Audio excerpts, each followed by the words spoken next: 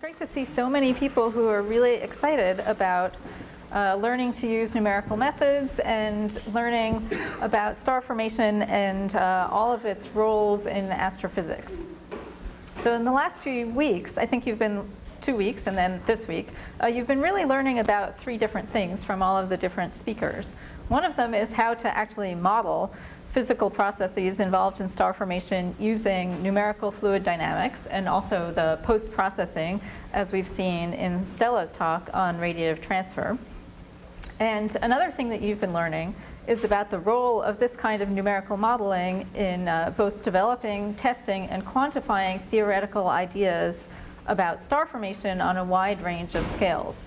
And then I think you've also heard from Neil Evans about some of the context of this theory within the contemporary observations. So you've really been learning a tremendous amount in this summer school, and I think it's to Mark Krumholtz's credit that he's put together such a comprehensive summer school, so you can all really take advantage of this. And I think one thing that you know, even if you all don't end up working on star formation or related things, you're really learning very general techniques that you can use in many different areas of astrophysics.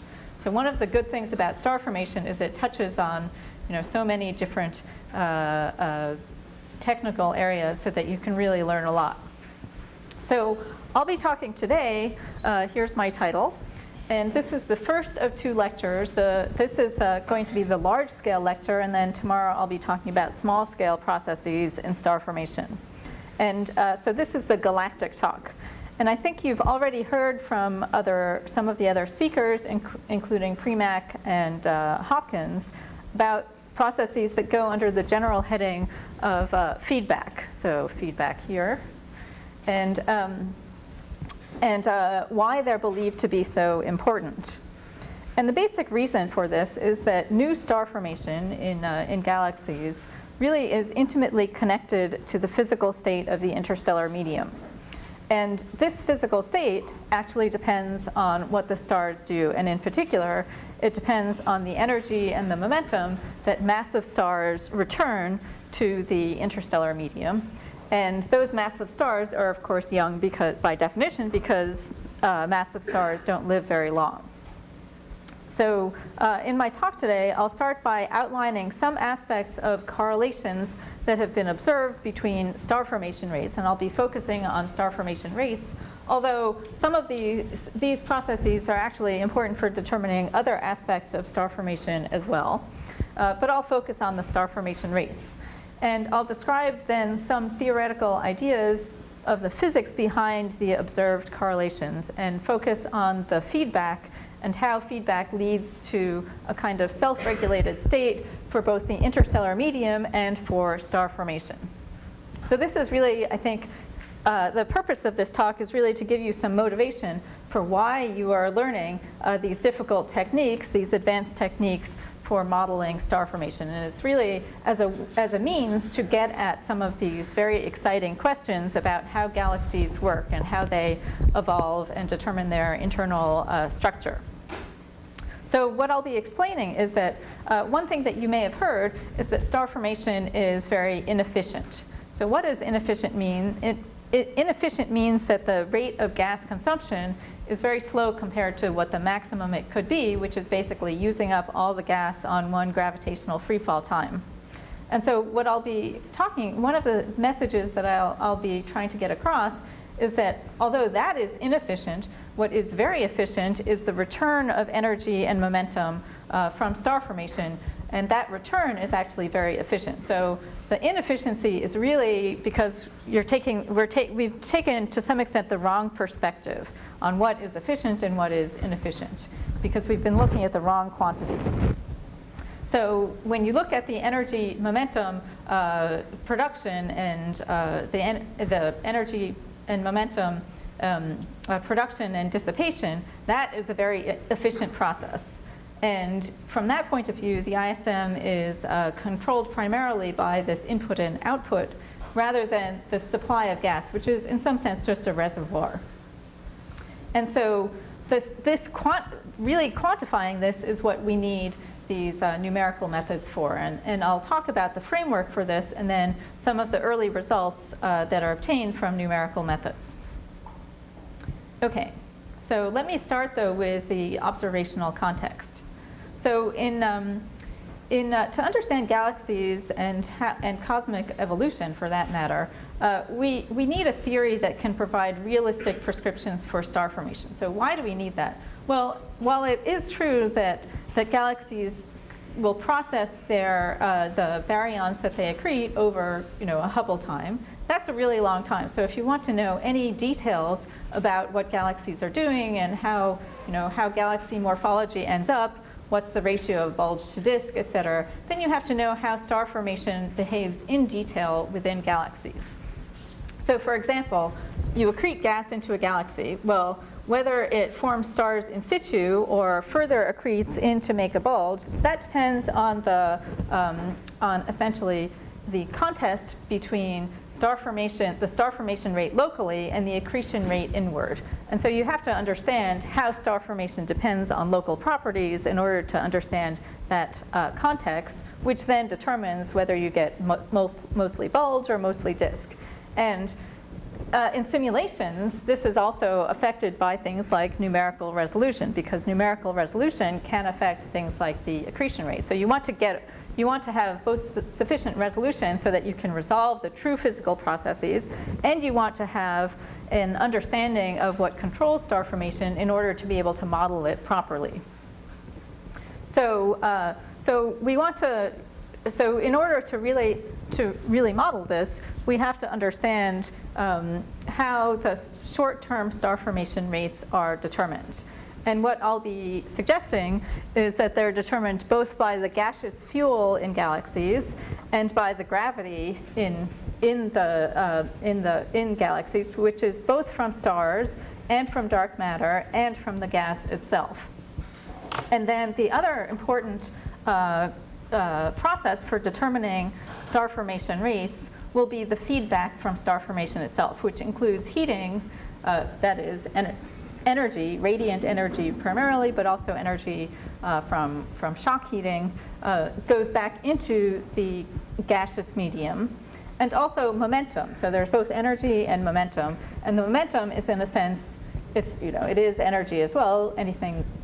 Momentum and energy are not completely separable quantities, but the momentum is particularly important to think about when you're thinking about force balance, because after all, force balance has to do with momentum per unit time.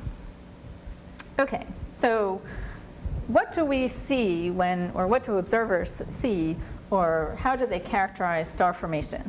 Well, often the details of star formation and star formation rates are averaged into an average or mean star formation rate. That means that they look at, over the scale of ranging from, say, about a kiloparsec up to the scale of a whole galaxy. They'll measure the star formation rate. And there are a number of different ways to do that. One way is using line tracers like H-alpha. There are other ways using infrared or UV continuum. So they'll measure a star formation rate, and that's an average star formation rate. And that's what's on the left-hand side here. They'll also measure how much gas there is. And these are both quantities per unit area because you'd like to know a local value if you can. And the gas might be, so the main components of the gas by mass are the H1 atomic gas and the H2 molecular gas. So sometimes star formation is characterized in terms of one or the other of those, or sometimes it's characterized in terms of the total gas surface density. And then in this kind of power law parameterization or characterization, that's what's known as a Kennicutt-Schmidt law. So you may have heard about Kennicutt-Schmidt laws. That's basically a power law relationship of this kind, where people fit, then what is this exponent? And the larger the value of p is in this exponent, and I should say people don't always use p, they'll use different exponents, but that's kind of obvious. The larger that value of p is, the steeper the dependence on the properties of the interstellar medium. So in particular, if p is larger than 1, then the timescale gets shorter as you go to higher surface density conditions. So this is not the only way to characterize star formation. Other ways have been tested in observations. One that people have looked at for some time, especially in early observations where there was not high enough resolution. So basically people just used the orbital time of the whole galaxy and compared the star formation rate to the orbital time of the whole galaxy. Other comparisons that have been made or dependencies that have been explored are looking at the dependence on stellar density or surface density, and also on the ISM pressure and the ISM density, which are related to the gas. And in equilibrium, there's a relationship between pressure, gas surface density, and the vertical gravity. And I'll get back to that. Okay, so as I mentioned, there are different ways to characterize both the star formation and the gas. So one of the things that's been very exciting in recent years is that there are high resolution surveys. And by high resolution, this means kiloparsec scale or higher resolution. So this is for the H1, also for molecular gas, typically characterized using 2-to-1 or 1-to-0 lines of CO, as Stella mentioned. That's what you can see in of molecules. And then for the star formation rate, the infrared, space infrared observatories have been very important in characterizing the infrared. So particularly Spitzer, and then more recently we have additional information from Herschel. And then on the UV side, so infrared is good for characterizing more embedded star formation, the earlier stages, the radiation that gets absorbed by dust nearby, but also star formation, the later stages of exposed star formation can be measured using UV. So UV is basically a tracer up to about 10 to the 8th years. And that's particularly useful in the outer parts of galaxies where there's not so much dust, and so the radiation is not absorbed by dust to be reprocessed. So typically people use a combination of all of these tracers to measure the gas and measure the star formation. And this is the kind of empirical plots that you'll see based on these characterization. So this in color here is one of the most important studies by Bigel et al. That first characterized this local kind of star formation relationship. And one of the things that will immediately strike you is that there's not a single uniform relationship that applies over the whole regime. It looks like there's something like 3 regimes. There's one at the there's one at the high end here, which is kind of steep. So above about a surface density of about 100 solar masses per square parsec, it's steeper than linear. Then down at the low end, it's also steeper than linear. These are linear lines here. And then in the central part, it's roughly linear from a range of about 10 to about 100 solar masses per square parsec. So that's telling us something about star formation, is that there appear to be these different regimes. Although I'll come back to this and say a little bit more about what this actually means, and really should we be looking at it this way, or is there another way to look at star formation which is kind of unifies that? And I'll argue that there is. So the other thing to mention here is that above about here, gas is mostly molecular, and below about here, gas is mostly atomic. So this is using the total surface density of gas, but that is a combination of molecular and atomic gas. And the final thing to look at is, well, if you look down here, there's actually quite a bit of scatter. There may be 2 orders of magnitude of vertical scatter. So one of the things that may be telling you is that just plotting in this plane of gas surface density versus star formation rate is not what you should be doing, because there may be other hidden parameters. Okay, so this may be kind of a projection onto a parameter space of something that actually depends on other parameters, and that's why there's so much scatter. Did you have a question?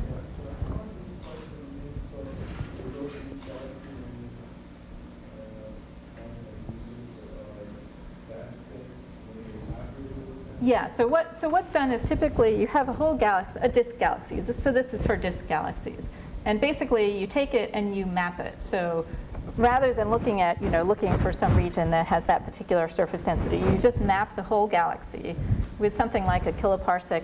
This is typically 750 parsec beam. So you map the whole galaxy with this beam size, and you match the beam for, your tracers in infrared, and your tracer of UV, and your tracer of atomic and molecular gas. And once you have this map, then within that beam, you'll have some total gas surface density and some total star formation rate surface density, and you just, you're basically, this color scale here is basically saying how many are there, your distribution of how many of those patches are there at a given gas surface density and a given star formation rate surface density.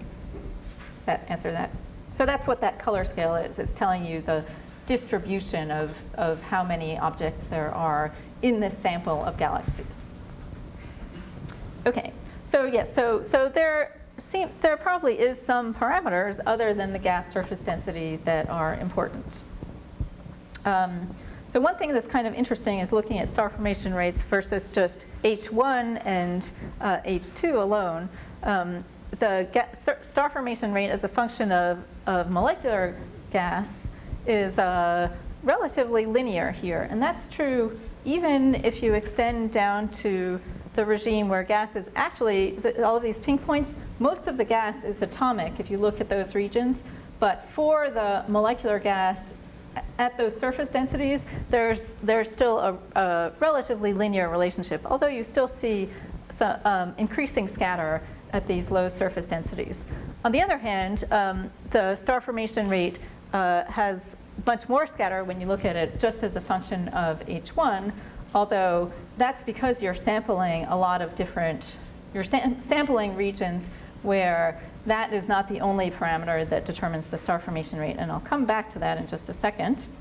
So what are the other parameters? Well, another important parameter is actually observationally the stellar content. So if you look at the star formation rate divided by the gas surface density, so this is really the inverse of the star formation timescale, that's increasing as a function of the stellar surface density. Or you could just look at the fraction of molecular to the ratio of molecular to atomic gas. That's increasing as the stellar density, surface density increases. So that's saying the star formation rate actually cares, and the molecular content actually cares about what the stars are, what the stellar content. And after all, stars are the main baryonic content of galaxies. Gas is maybe only 10% even in gas-rich galaxies. The gas is only a small fraction. So something interesting that was found from observations is this ratio of molecular to atomic gas actually increases not just with the stellar density, but with a measure of the pressure in the interstellar medium, which depends on the stellar surface density, but it also depends on the scale height of the disk. And this is an inferred pressure. I'll get back later to, this is really only an estimate, and I think there are better ways of estimating this, and I'll come back to that later. But this is kind of an interesting relationship because it says star formation cares about the pressure in the interstellar medium. And this is also true not just for spirals, but also for dwarfs. You can look at down here, this is the region which is dwarf galaxies. So that correlation, you can see again here a couple of different ways. This is star formation efficiency, so this is star formation rate divided by the gas surface density. And that's increasing with gas pressure. Okay, so this is really interesting, but it's also kind of puzzling. And you might think at first, okay, pressure increases, maybe at higher pressure there's some kind of phase change, the gas becomes molecular. If it's molecular, then it could form stars more easily.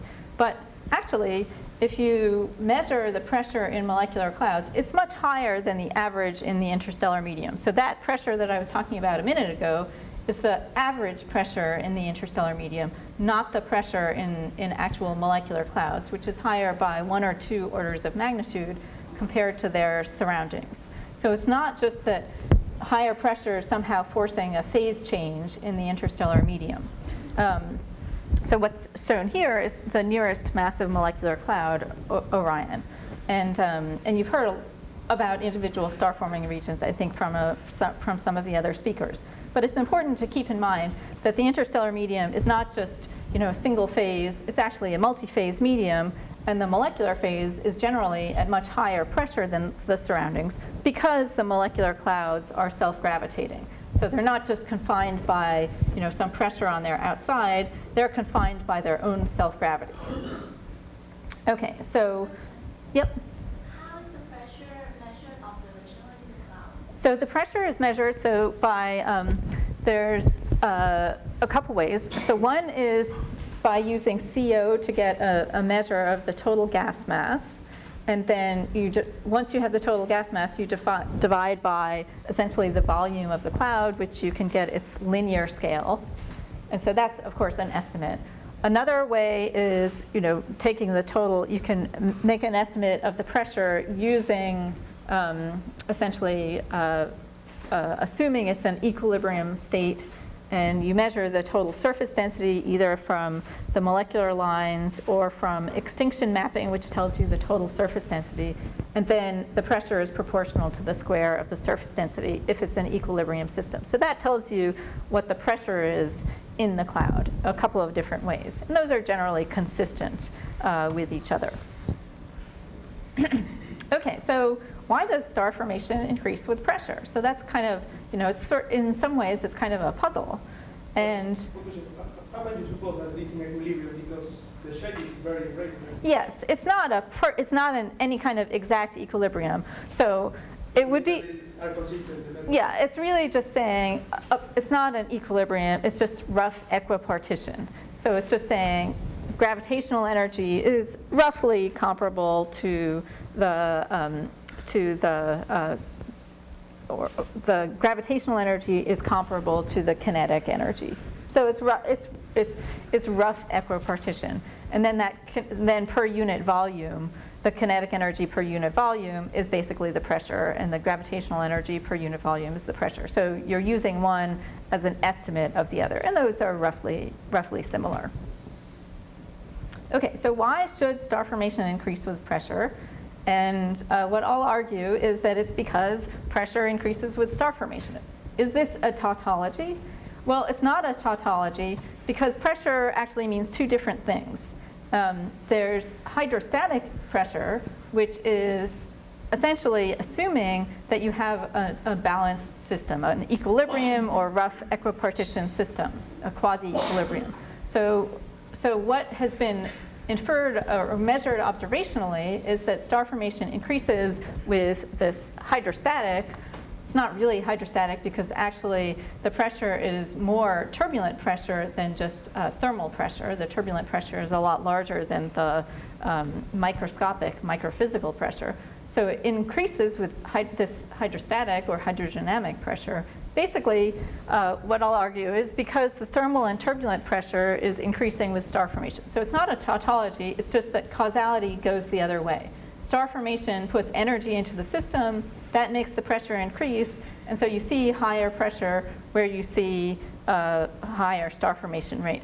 But there's actually this is the true pressure that you'd measure if you went in and you measured rho times V thermal squared or rho times V turbulent squared. That's the true pressure. And then there's this pressure, this hydrostatic or dynamic pressure, and this increases with star formation, but it has to kind of come into balance with what's required for an equilibrium. And so causality goes to some extent the other way, but it runs into essentially a kind of requirement from conservation laws that it can't really be very different from this dynamical pressure. And I'll come back to this in more detail, but this is just kind of a preview of the idea of why these correlations exist. Okay, so once you get, so the plots I showed you before from observations ended at about 100 or a little bit above 100 solar masses per square parsec. To get above that, basically you're looking then in starburst galaxies, so overall high redshift galaxies or the centers of nearby ULIRGs to get above this surface density of about 100. And there you see somewhat steeper correlations. So where the star formation increases as a power which is steeper than 1 and then this is molecular gas. And I won't go through this in detail because there are differences depending on what you use as the tracer of the molecular gas, the nonlinearities in that. So focus on this plot, which says the star formation rate increases as roughly the square of the gas surface density. And why does it increase when you get above a surface density of about 100? Well, that's about the surface density of gas in one of these individual molecular clouds. And once you get to a higher surface density of the ISM as a whole, then you have clouds that are essentially overlapping. So it drives the molecular gas to higher surface densities and therefore higher local volume densities, which end up decreasing the corresponding dynamical times. Okay, so I'll just mention that the time star formation rate is, if you look on large scales, it's typically about 10% of the gas is turned into stars per orbital time. And correspondingly shorter times, lower efficiencies on shorter time scales. So there's an orbital time, or you could define a local vertical crossing time, which is typically about 5% of the orbital time, or the free fall time. So if you just look at how fast would gas collapse if you just took gas at the mean density of the ISM, and that's about 20% of the orbital time. So the rate of the efficiency of star formation, or the rate of star formation, if you consider relative to these more local timescales instead of the orbital time, which is much longer, the efficiency is actually quite low. So it's 10% per orbital time. It would be 2% per free fall time, or 0.5% per vertical crossing time in the ISM. So that's what people mean when they say that star formation is inefficient. That it means that the efficiency per local timescale is quite low. You're only converting a small fraction of the gas to stars compared on a local dynamical time, whether that's the vertical time or the free fall time. And just based on the observations, so these efficiencies are, on the order of a fraction of a percent or 1% if you're looking at molecular gas. So that's what people mean when they say that star formation is empirically inefficient. It's in comparison to the consumption rate of gas to these local dynamical times. Okay, so this raises a lot of theoretical questions, and I'll talk a little bit about some of the answers to these types of questions. Some of the puzzles, like why does it actually matter what why does star formation care about the old stellar disk? Why is star formation so inefficient? And then I'll say a little bit about theory, so the kind of a general theory of the ISM and how that relates to star formation and feedback, and what we can learn from simulations in terms of testing these types of theories and making comparisons to observations. So before I do that, let me say a little bit more about the multi-phase ISM. And the ISM, as I think you all know, is composed of many different things, and it's pretty complex. The most important, by mass, the most important part is the neutral gas. And that's atomic gas up here, which is both warm and cold, and then molecular gas. And the atomic gas is approximately a two-phase medium in the sense that the temperatures differ by about a factor of 100 between the warm and the cold of atomic gas, and the densities correspondingly differ by a factor of 100 in the other direction. And then the molecular gas is, in some sense, it's just a continuation of this cold atomic medium, except in regions where the cooling is by different species. So the cooling is by different species and different means, and the densities are somewhat higher and the temperatures are somewhat lower. So it's kind of a continuation of the cold atomic medium. And it only occurs where the gas is shielded from dissociating UV. So it's a chemical change, but it's kind of continuous in terms of the temperatures and densities. Now, of course, there are other parts of the ISM. There's the warm and hot medium. Those are not what the star formation is. Star formation is creating these phases. It's not taking place directly in these phases. So I'll say a little bit more about this warm and cold phases, because if you look at, for example, if you look at the local Milky Way, right here where we are in the solar neighborhood, most of the ISM is in these two phases, the warm and the cold. So only a fraction of the gas, a small fraction, maybe 10%, is molecular. And so why are there two phases? Well, there are two phases because of the nature of the cooling function. And that nature of the cooling function just depends on what the coolants are. And the coolants are shown down here. It's mostly Lyman alpha at relatively low densities or higher temperatures. And then C plus is the most important when you get to higher densities. So that leads to an equilibrium pressure density curve that looks like that. Then if you have a certain pressure, there are two phases, this one here, F, and this one over here, H, which are stable equilibria, and then there's an unstable equilibrium in between. And the gas wants to be, if you do a simulation, you'll find that the gas will evolve to something where there is both a warm medium and a cold medium. And it likes to sit in between for reasons that I'll come to. So a characteristic pressure will generally be between this maximum pressure of the warm and minimum pressure of the cold, and with a geometric mean, which is shown here, this P2 phase. And if you look at the solar neighborhood, P over K is about 3,000 Kelvin per cubic centimeter. So what does that depend on? Well, if you went to different regions of a galaxy, the pressure is not going to be the same. It'll be something else. And what does it depend on? Well, it depends on the density and temperature at these transition points. But if you actually look at what it is, if you change the heating rate, that equilibrium curve goes up and down, and but the temperature is kind of constant in this, for the warm phase and for the cold phase. And so with the temperatures kind of constant and the cooling functions, which really just depend on temperature, this thing is kind of constant. However, the heating rate is what will change from one region to another, because the heating rate is produced mainly by stars. It's mostly photoelectric heating. So if you go to a region of lower or higher star formation rate, there's a higher or lower, or I may have said that backwards, UV intensity, and that then changes the heating rate, and that will then change the pressure. So as you go to more intense star forming region, the pressure goes up, lower intensity, the pressure will go down.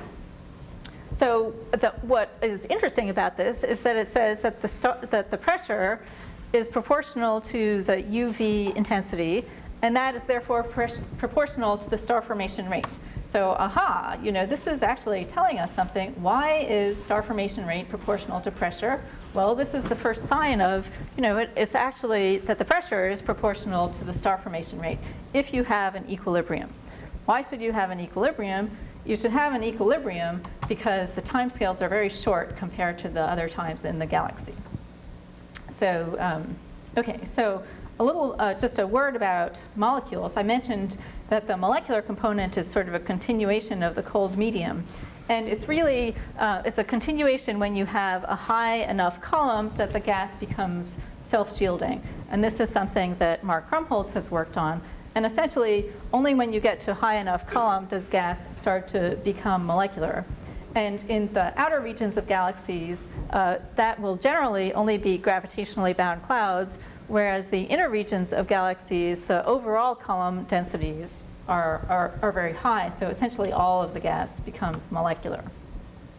Okay, so that's just a little bit on what the what the interstellar medium actually is. Now let me turn to this kind of self-regulation idea. So, and why there should be some kind of approximate equilibrium or quasi-equilibrium. And the basic reason, as I mentioned, is that these timescales for cooling and for turbulent dissipation in the ISM are quite short. So things to keep in mind are that the pressure is primarily turbulent pressure in the cold phase, whether it's molecular or atomic. So you can characterize this in terms of the Mach number, the velocities relative to the thermal speed. And it's about Mach 10 in the cold atomic medium, and it's between Mach 10 and Mach 100 in the molecular medium.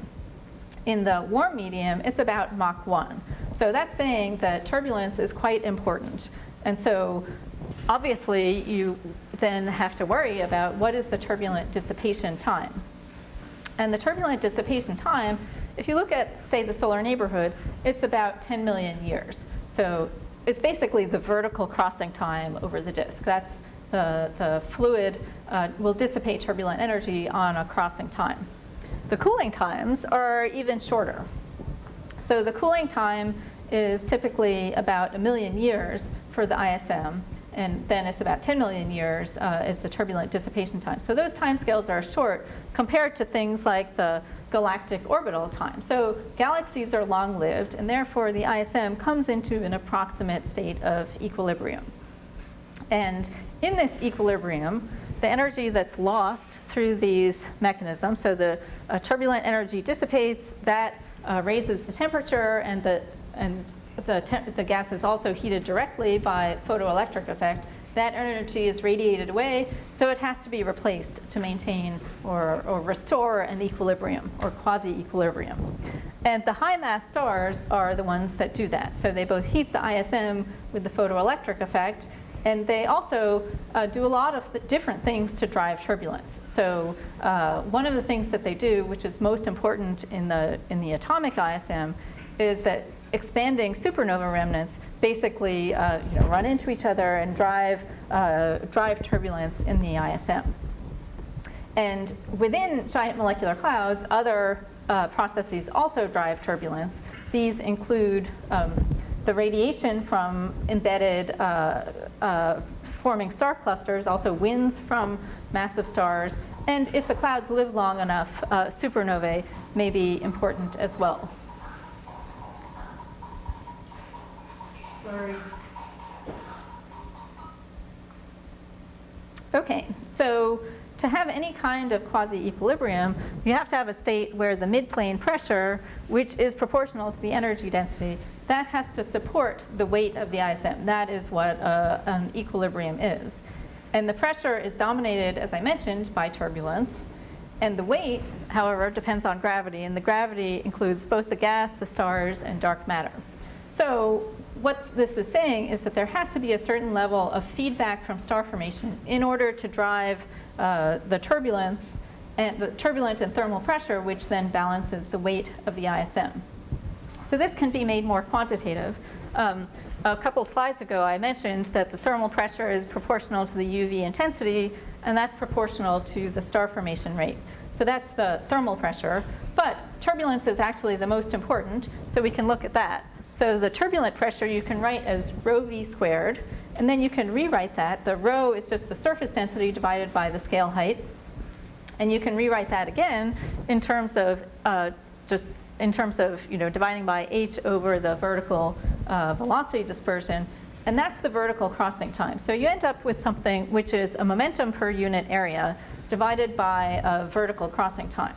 Well, we know that that vertical crossing time is basically the turbulent dissipation timescale. So this is really the momentum per unit area per unit time that is being lost through dissipation. And if it's lost, it has to be put back in. So it's put back in has to be put back in by some driving if there's anything like an equilibrium. So that says that the turbulent pressure has to be balanced by some driving rate of turbulence, or driving rate of driving of momentum. And you can characterize that as a star formation rate per unit mass, and then times a momentum. So this is essentially the momentum input rate from star formation in some means. So the easiest to think about is if you have supernovae that are going off at the midplane, they drive roughly spherical expanding supernova remnants. Half of that momentum is going into the upper half of the plane, and half of that is going into the lower half. And then you have some angle dependence, which says what fraction of that is in the actual vertical direction. That's where that factor 1/4 comes from, which is basically the vertical component of it. So in any kind of equilibrium, you have to have a relationship that's similar to that. But one of the things, the most obvious things is that says, well, the turbulent pressure should be proportional to the star formation rate. So you have two of these proportionalities here of pressure with star formation rate. And those are the two dominant pressures. Then, so what's the other form of, so this is essentially energy equilibrium. And then there's also momentum equilibrium or force balance in the vertical direction, which says that the total pressure has to be balanced. The total pressure has to balance the weight of the ISM. So the ISM's weight is compressing it, and then the pressure at the midplane has to balance that force. And this is basically just a grad P over rho has to equal G. So altogether, that says that putting these three things together, that says that the total dynamical equilibrium or hydrostatic pressure has to be proportional to the star formation rate. And that's what the observations say. So I won't go through this in detail. You can do this for starburst regions. There, the turbulence is the most important. And so the star formation rate will be inversely proportional to the momentum per unit mass and to the pressure, which just goes as the gas surface density squared. There's a correction for the gravity from stars, although that tends to be relatively small in starburst regions. Basically, they're starbursts because the gas is so dominant in a number of ways.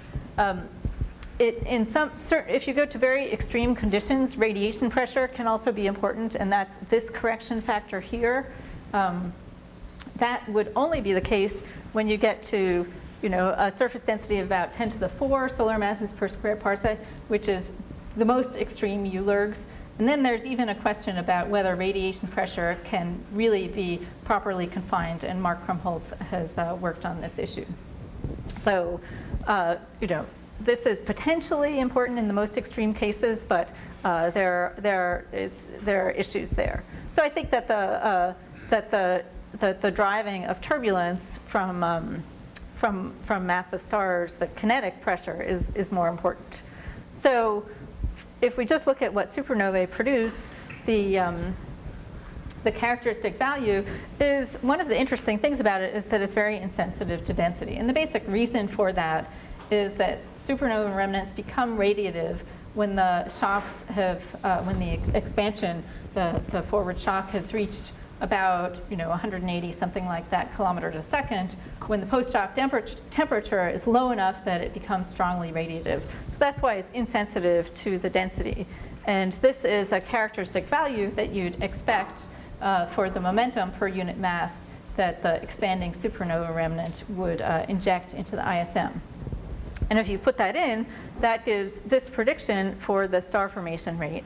Assuming that the gas dominates the vertical gravity, this would then go as the square of the gas surface density. Okay, so let's see. So this shows a snapshot from some simulations, and this shows from the simulations the star formation rate as measured. I think I have a movie here I can run. Yeah. So this is the radial direction and the vertical direction. And this shows the measured star formation rate as a function of gas surface density. And that is that prediction from the theory. So you can see that it's in good agreement. And these different points are for different localized treatments of the star formation. And here are the points, those same points, and this theoretical prediction compared to the observations. And you can see that there's good agreement. And with a larger sample, again, over here, you can see good agreement with that same predicted relationship. So that's saying that this does look like a quite interesting kind of idea that the idea of self-regulation is really what sets the star formation rate in these kinds of environments. And in the simulations, we test the, so this theory has certain assumptions. And one of the things that we do with simulations is we test theoretical assumptions. So, you want to have some idea that you can carry around in your head, but you also want to test to make sure that this idea is legitimate. So that's one of the most important roles of simulations, is testing, theoretical hypotheses. And so some of the hypotheses that I mentioned are that there's vertical equilibrium. Well, we can test that in the simulations. So we can measure the turbulent pressure, which is the most important, and the weight of the ISM. And so this is measuring in the simulations each of these and then comparing to equality. So, and you can see that this is a good approximation. We can also make the comparison between the driving of turbulent pressure, which I talked about should be in balance with the measured turbulence. And this is also in reasonable agreement with the measured weight of the ISM. And we can measure, one of the other predictions that comes out of this is what the velocity dispersion is. Again, we can measure this and measure its dependence on the parameters that we put in for the driving. Okay, so one of the things we do with the simulations is we test theories, and you want to test your assumptions or hypotheses. Okay, so I've talked about kind of this yellow region here. If you had a Euler in a galactic center, that would be that yellow region here. If you have a normal galaxy like the Milky Way, there's also this green region, which is molecular dominated, and then this blue region, which is atomic dominated. So I won't go through this in detail, but in the outer parts, the atomic gas dominates, and then you'll have similar relationships to what I talked about, but rather than just having turbulence, there's also thermal pressure.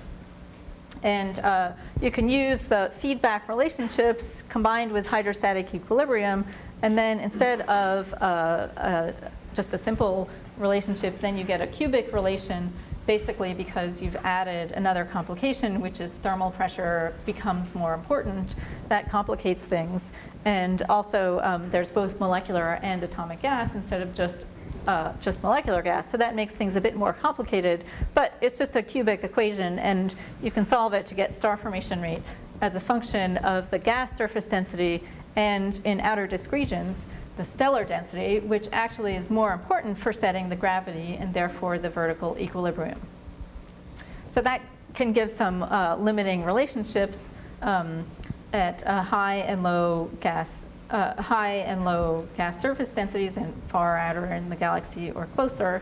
So that gives a star formation rate which is proportional to the pressure when you're in atomic dominated regions. And again, this gives this kind of relationship which is similar to the star formation rate proportional to the pressure. So how does that look? So here's an example of a galaxy which is quite similar to the Milky Way, which has been, as you can see, it's been observed with Spitzer, so that gives the infrared, and also GALEX, which gives the UV, and it's also been observed in H1 in molecular gas. And so we have a very good idea of the resolved star formation and gas properties. And this shows the theoretical relation in comparison. Let's focus just here, star formation rate as a function of radius in the galaxy. And you can see that this theoretical, this equilibrium star formation rate gives a good, compares very well with the data. Okay, and here are some other galaxies in the sample, which again compare well. So one of the things that from observations that there's uncertainty on is the thickness of the stellar disk, and you can see this is for two different assumptions, and you can see that it makes some difference in the model. But that's kind of a detail. And let's see. In the interest of time, I think I'll skip talking the discussion of how you approach equilibrium. You'll see that in the movie in a second. Okay, so you're all here to learn about how to do simulations. So let me say what are some of the results of the early simulations that we've done to test these ideas and to understand the details of what happens in a star-forming galaxy when you include feedback. So in these simulations, what we've included is we've included the turbulent driving from a simple way of modeling the expanding supernova remnants. We've also included the dependence of the heating rate on the star formation rate. And these simulations are done with the Athena code, which you all got a chance to practice with last week, and you heard a lot about from Jim Stone when he was here. So again, we can test these hypotheses which go into the theory. And what's shown here on the left, I think probably some of you tried the shearing box simulation. So this is a shearing box. That's the radial direction. This is the azimuthal direction. And the inside is going around at an angular velocity that's larger, and the outside is going around at an angular velocity that's smaller, which is why you see this local shear. So we're just moving with the guiding center essentially in the center. The turbulence is what is making all of the gas flow around. When some regions start to collapse, when some regions collapse, then we model the energy which is being returned by expanding supernova remnants, which drives turbulence. You can see this on the right as well. So the first thing that happens is the two-phase medium develops. So this yellow stuff is dense gas, which is also cold. And then the blue is warm gas, which is lower density. And so this is vertical and horizontal direction. So this is a projection of a 500 parsecs projected in the azimuthal direction. And you can see that initially it was very thin. So a disk that is warm and cold and has no turbulence would be extremely thin in the cold medium. But turbulence gives you a thickness which is, as observed, about 100 parsecs if you look at the solar neighborhood. This is a solar neighborhood model. Question, yep? Do you think the sort of pulsation that you see in the right-hand movie is an artifact of the sort of artificial implementation? Yes, I think that, well, yes and no. So I think it is in this case, but I think that you can actually have that kind of correlated breathing mode over a region that is correlated in star formation, which would be somewhat smaller than this overall volume. I mean, the reason that it's more correlated than it should be is because all of the gas collapsed at the same time. But you know, the time averaged thickness is the same regardless. So in these simulations, we only are kind of looking at those time averaged quantities. Things like that correlated oscillation. Every individual region would be oscillating, but when you time average that, that's the same as if the whole thing is oscillating together. It doesn't make a big difference. In particular, because here the vertical gravity is dominated by the stars, and that potential is not changing when the gas is doing this. Yeah, good question. So, yep. So how does the term wider supernova description compare to like passive coronal spectrum or observed spectrum of the turbulence? Yeah, so the turbulence, it has a power law spectrum, so that's what you expect. It's dominated by the largest scales. And that's true for whenever people do driven turbulence in this way, it tends to have that kind of power law spectrum where the power is decreasing to small scales. Supersonic turbulence has a spectrum which is steeper than Kolmogorov, and that's what's observed in most of the interstellar medium, where essentially all of the observed turbulence is, until you get to very small scales, the turbulence is supersonic. So then you get this, what's called Berger's spectrum, which is k to the minus 4 instead of k to the minus 11 thirds. So it's a steeper spectrum by a little bit. It's actually getting the exact slope is difficult both in terms of observations and in terms of simulations, because in simulations you really have to have a much larger dynamic range than is actually practical. So it's hard to know that you have what the exact slope should be, because at the large scales you're kind of running into the driving scale. And at the small scales, there can be essentially numerical bottleneck effects where the power builds up at small scales, and that can make the spectrum shallower there. So it's actually difficult to say exactly what the spectrum is, but it is, where you do your best, it's a bit steeper than Kolmogorov. This is periodic boundary conditions? This is shearing periodic. So this direction, these are the radial boundary conditions. Those are sheared, so you can see something that goes out on this side. Down here will come back somewhere on this side, remapped because of the shear. The vertical direction is open. Did you have another question? That doesn't seem open. The right. The what? When you play the movie. Oh, yes. So here, actually, so I should be more specific. So here we actually used periodic boundary conditions for the gas so that we would maintain in the vertical direction, so that we would keep the same total mass in the box, because we wanted to measure what the star formation rate is for a given gas surface density, for a given total gas surface density. So we would keep that constant by by having periodic boundary conditions. But we tested also with open boundary conditions, and it basically gives the same results. It just doesn't maintain exactly the same, you don't conserve mass in that case. But for the gravity, we use open boundary conditions. So the gravity is, declining rather than periodic in the vertical direction.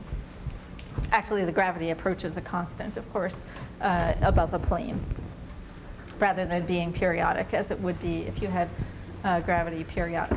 So you can implement this still using Fourier transforms. You just have to modify to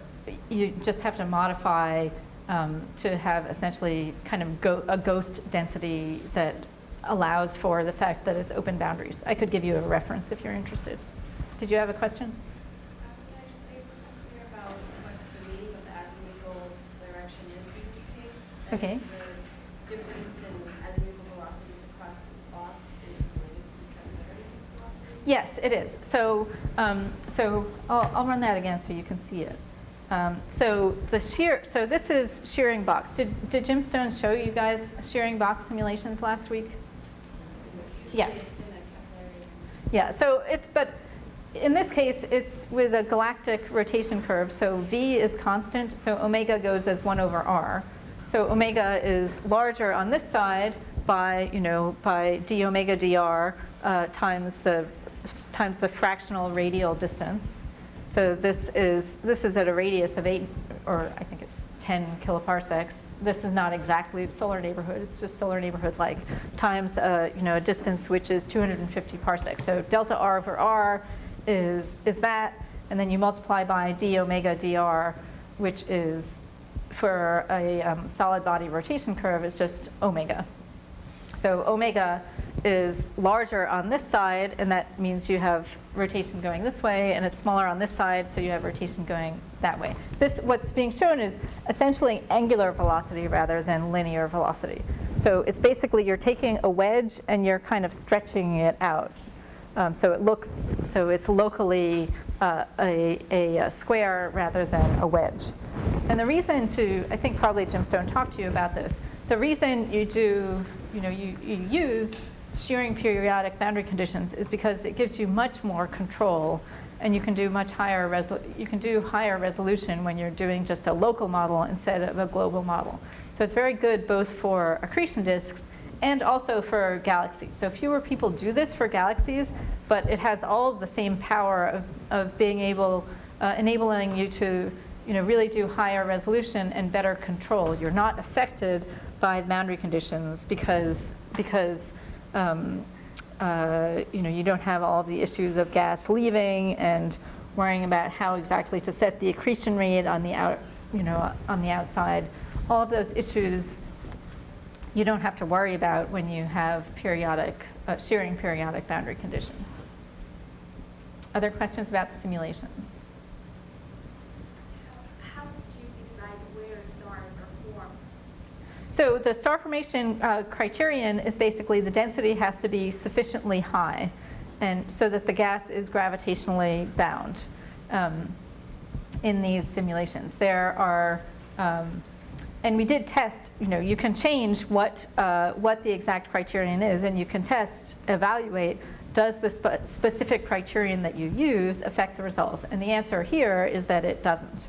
But that's the kind of thing that is exactly what you would want to explore when you're doing numerical simulations, because you can't, this is, so we're moving, and the Santa Cruz and Berkeley are involved in this. We're moving towards doing AMR simulations of the same kind of thing, where we'll be able to go to higher density. But for now, with this kind of simulation, you can't go to extremely high density. And even with AMR, you can't continue to run the simulation once you get to very high density, because the timescales are so short that you could actually look at what's happening in the high density region, but then you can't continue following the rest of the simulation, because if you're resolving a scale of several hundred AU, the time step is so short that you can no longer continue running the global simulation.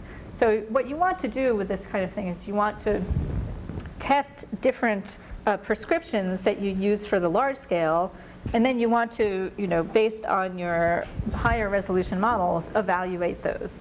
And so it's kind of a multi-scale approach, where you do one thing and you do something else, and then you're evaluating you're evaluating what you do on small scales as well, because for the small scale simulations, typically people have used rather artificial initial conditions. So they say, okay, I'm going to just, impose some turbulence. Well, is that really the turbulence that you would have gotten if you, had a cloud that forms out of the real interstellar medium?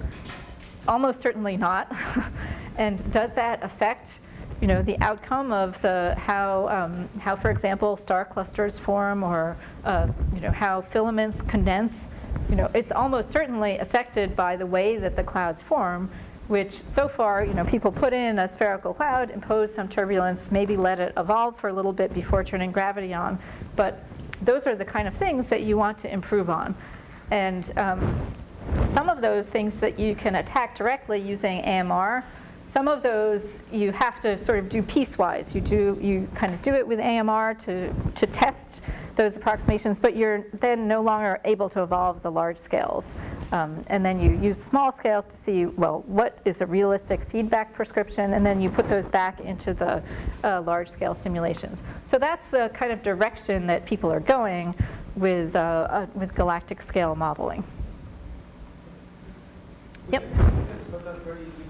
Sorry? Yeah, this is pure hydro, which is a good point. No, we did some tests with MHD, and it's basically very similar, although we have not done a comprehensive set of simulations. So just a word about that. So you might say, well, magnetic pressure is comparable to turbulent pressure, so why aren't magnetic effects more important? And the basic reason for that is that the magnetic scale height is actually large. So what matters is, I simplified in saying the pressure, but it's actually the pressure difference across the neutral medium that matters, because it's that pressure difference. It's really grad P over rho is equal to G. So if you integrate that, it's pressure difference between the top and the center of the neutral medium. And if you look at the magnetic pressure difference over 100 parsecs, it's not that large, because the magnetic field evens itself out over more like a kiloparsec scale. So if you do simulations, the Parker instability, and this is something many people have done, we've done this, the Parker instability tends to even the magnetic field out over a kiloparsec. And then the magnetic pressure difference, although the magnetic pressure is comparable to the turbulent pressure, the magnetic pressure difference is not as large. And therefore, it can contribute, but it's not as large as the turbulent pressure effect. So yeah, so that's a good question. Magnetic fields are important in angular momentum transport, however. And so they're important in, one of the things they can be quite important in is magnetic braking when clouds form. Other questions about the simulations?